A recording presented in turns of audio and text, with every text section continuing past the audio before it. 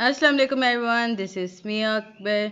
आज हम उर्दू 101 के लेक्चर नंबर 32 के बारे में पढ़ेंगे। होप्स आपको पिछले लेक्चर समझ आ रहे होंगे। काइंडली मेरे चैनल को लाइक और सब्सक्राइब ज़रूर कीजिएगा और कुछ नहीं समझ आता तो कमेंट भी कर दीजिएगा। एमसीक्यू रिलेटेड है जी। मुंशी प्रेमचंद का नाम क्या था? थपत राय। वो 31 जुलाई यानी 31 जुलाई 1980 को बनारस में पैदा हुए। डेट और जगह याद रखिएगा।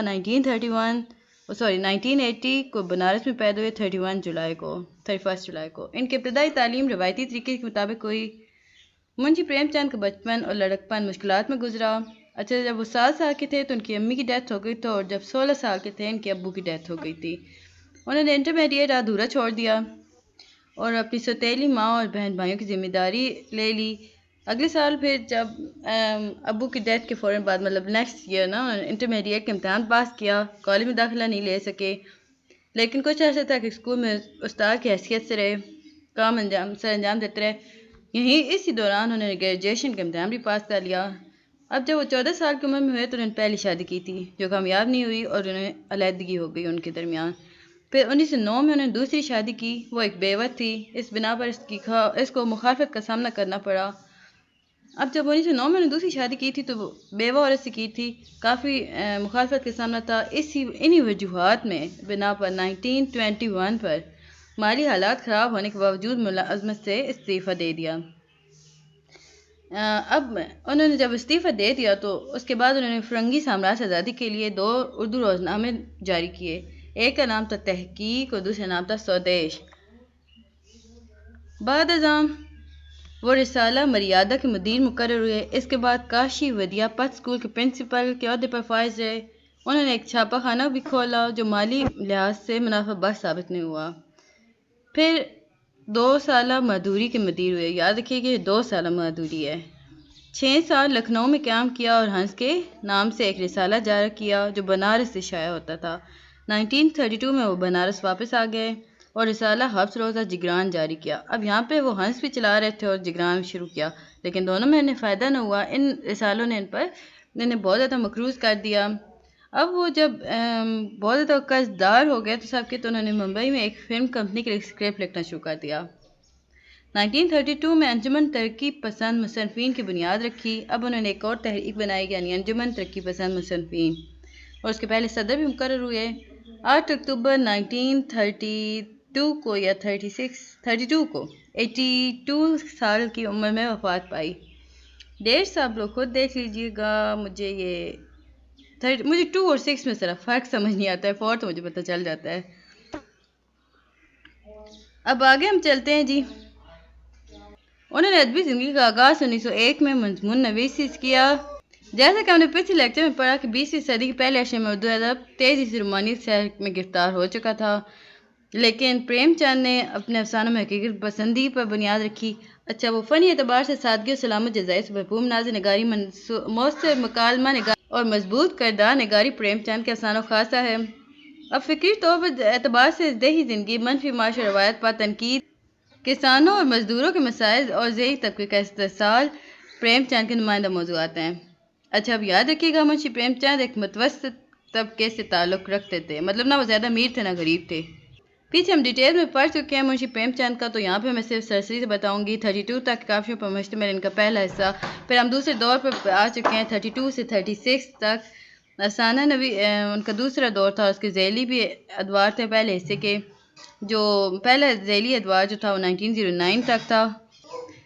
सजाद अल हैदर यल्दरम के फ़न पारे हमारे सामने थे। राशिद अल खैरी ने कुछ कोशिश की, लेकिन बंगाल में बंगाली अफसाना इब्तदाई मराहल से गुजर कर टैगोर के फैज़ से खासा तरक्की पा चुका था। अच्छा, ये जो टैगोर के हैं ये अफसाना नवीस हैं। इनके जो अफसाना नवीसी के फ़न से कसब फैज़ हासिल किया। प्रेमचंद ने भी इन्हीं के तसव्वुर फ़न पर रखी। उन्होंने अपनी अफसाना नवीसी की बुनियाद। अच्छा, अब यहाँ पे याद रखिएगा 1905 में अंग्रेज़ों ने बंगाल को तकसीम करके 2 सूबों में बांट दिया।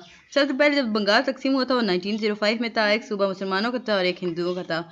मुसलमान कदर सुकून में आ गए थे कि उन्होंने सुख का सांस लिया कि अब उनके पास एक उम्मीद पैदा हो गई थी कि वो तरक्की कर सकते हैं। लेकिन 1911 में तकसीम बंगाल तस्नीक कर दी गई क्योंकि 6 साल के अरसे में हिंदुओं ने आसमान सर पर उठा लिया था। وہ کسی صورت نہیں چاہتے تھے کہ مسلمان الگ ہو کر اپنی ترقی کریں، لیکن اس کے باوجود اہل ہند مجموعی طور پر اپنے حقوق کے لیے لڑنا سیکھ چکے تھے۔ یہی دور ہے جب 1906 میں آل انڈیا مسلم لیگ کا قیام عمل میں آیا اور مسلمانوں نے پہلی دفعہ اس کی جدوجہد کا رنگ ڈھنگ اختیار کیا۔ اب اس دور کی اہمیت اس حوالے سے زیادہ ہے کہ پہلی مرتبہ ٹھہرے پانیوں میں ہلچل ہوئی تھی۔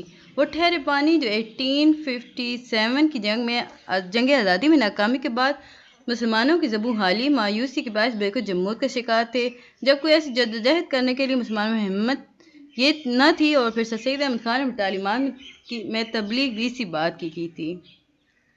اب جب سر سید نے کہا کہ مسلمانوں کو سیاسی معاملات میں الجھنا نہیں چاہیے، بلکہ اس سے پہلے خود کو مضبوط کرنا چاہیے، فکری اعتبار سے، عملی اعتبار سے، تعلیمی اعتبار سے اور معاشرتی اعتبار سے، کیونکہ اس کے بغیر قومیں کمزور ہوتی ہیں، وہ سامراج کا کبھی مقابلہ نہیں کر سکتی۔ اب ہم دیکھتے ہیں جی 5 سال کے عرصے میں یعنی 1905 سے 11 تک مسلمانوں اور ہندوؤں کے باہمی منافرت 20ویں صدی میں پہلی مرتبہ منظر عام پر آئی تھی۔ اب جب جی یہ ٹائم سٹارٹ ہوا تو پریم چند نے کچھ لکھنا شروع کیا۔ اب ان کے ناولوں کا نام ہے جی سوز وطن۔ اس دور کی تخلیق کے ان کا افسانہ نویسی کا دوسرا دور 1909 سے 20 تک کا ہے، یعنی جیسا کہ ہم نے پہلے بھی آپ کو بتایا ہے 3 ذیلی ادوار بھی بنے تھے اس کے۔ اب اس دور میں پریم چند نے پریم پچیسی، پریم بتیسی، پریم چالیسی جیسے افسانے لکھے تھے۔ پریم چند جو تھے وہ بہت حب الوطن، قدیم ہندی روایات اور قدیم ہندویت کی عظمت اور قدیم قومی روایات کا اور رجحانات کا پرچار ان کے افسانے میں بخوبی ملتا ہے۔ منشی پریم چند کو اپنے ہندو ہونے پر کافی زیادہ فخر تھا، اور جس کا اظہار وہ خاص طور پر اپنے ناولوں میں کیا کرتے تھے۔ ان کے ناولوں میں الفاظ سادہ اور سیدھے پیرائے ہیں، کیونکہ ہر بات کہنے پہ قدرت تھی، لہٰذا وہ تشبیہات اور اشتراک گورکھ دندوں کے بجائے سادہ اور عام فہم انداز میں اپنا مقصد بیان کرتے تھے۔ حج اکبر، ستیلی ماں، نجات، مشتاق کا گھر اور بازیاف، یہ اس دور کے نمائندہ افسانے ہیں۔ پریم چند جو تھے اپنے پیراگراف لکھتے ہوئے اسے تحریروں کو مختلف ٹکڑوں میں تقسیم کر دیتے تھے۔ وہ ایسا اس لیے کرتے تھے کہ انہیں لگتا تھا کہ اس کے بغیر ان کا تسلسل برقرار نہیں رہے گا یا وہ تسلسل پورا قائم نہیں کر پائیں گے۔ اب ایک اور افسانہ تھا ادیب کی عزت۔ اس میں انہوں نے اپنے افسانے کو 2 نمبرز کی تقسیم کیا تھا، یعنی کہ پیراگراف کو انہوں نے نمبرنگ دے دی تھی۔ 1932 کے بعد کے دور میں وہ ہمیں یہاں پر نظر نہیں آتا۔ ہاں یہ ضرور ہے کہ اس کی ابتدائی جھلکیاں ترقی پسندیدگی کے بارے میں بات کی جا رہی ہے، نظر نہیں آتا تھا، اور اس کی ابتدائی جھلکیاں ابتدائی نقوش دیکھ سکتے جیسے کہ جیل، بھارے کٹر 2 اور قاتل وغیرہ جیسے افسانوں میں یہ صورتحال واضح طور پر دیکھی جا سکتی ہے۔ 32 اور 36 آئی ہوپ سو 6 یہ ان کے افسانہ نویسیوں کی بنیادی طور پر دوسرے دور ہے، اور اگر ہم یہ کہیں کہ پہلے 3 ادوار کو ذیلی تصور کریں تو یہ ان کا چوتھا دور قرار پائے گا، یہ جو ہم پیچھے پڑھ چکے ہیں۔ اب 32 سے 36 تک کی تقسیم کی جائے، ہم نے افسانے کے پہلے لیکچر میں گزارش کی تھی کہ وہ دور ہے جب اردو افسانہ نویسی تیزی جمانیت کی نشر سے نکل رہا تھا۔ اب اس ٹائم پہ یاد ہوگا آپ کو انگارے شائع ہوا تھا، جسے 4 لوگوں نے مل کے بنایا تھا۔ ان کا نام تھا محمود ظفر، احمد علی، سجاد حیدر۔ یہ 4 مصنفین دراصل روسی ادب سے بہت زیادہ متاثر تھے۔ روس کا 1917 کا انقلاب اس کے عوامل بھی اہل ہند کے سامنے ہے۔ اچھا جی یہ روسی ادب جو ہے وہ مارکسی ادب کہلاتا ہے، کیونکہ روس میں جس نے کیا تھا اسے مارکسی فلسفے، مطلب وہ مارکس تھا جس نے فلسفے میں بتایا تھا کہ بھئی لوگوں کو بغاوت کرنے پر مجبور کیا تھا اپنی الگ پہچان بنانے کے لیے۔ اب جی جوش ملی آبادی اس دور کے بہت بڑے شاعر گزرے ہیں۔ جوش ملی آبادی یاد رکھیے گا، جب انگارے شائع ہوا تھا 96 کے ٹائم کی بات کریں۔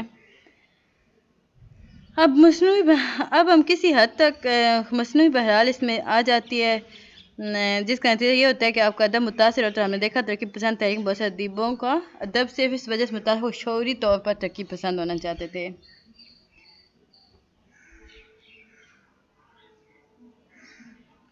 یہاں بھی بتایا جا رہا ہے بہت سے افسانہ نگاروں کے ہاں، ناول نگاروں کے ہاں، نظم گو کے ہاں دیکھ سکتے ہیں کہ ترقی پسند فکر پائی جاتی ہے، لیکن وہ شعوری کاوش نہیں رہی، آگے فطری جذبات رہ گئے ہیں، ایک کیفیت ہے۔ ترقی پسند اصل ترقی پسندیدیت ہے۔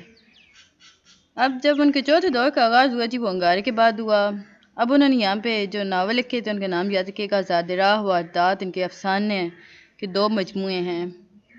اب وہ نفسیاتی نقوش بھی ان کے افسانوں میں ملتے ہیں، جیسے کہ بڑے بھائی صاحب یا کفن میں گیسو اور مادو۔ گیسو اور مادو کفن کے کردار ہیں جی، ان کے نفسیاتی کیفیات کو بڑے جامع انداز میں پیش کیا گیا ہے۔ اب اس دور میں سیگمنٹ فرائڈ اور پھر اس کے بعد نفسیاتی تبلیغ اور ان کے مطالعات، ان کی کتابیں، ان کے افکار عام طور پر سامنے آنے لگے اور لوگ دیکھ رہے تھے ادب میں نفسیات کی بہت جگہ ہے۔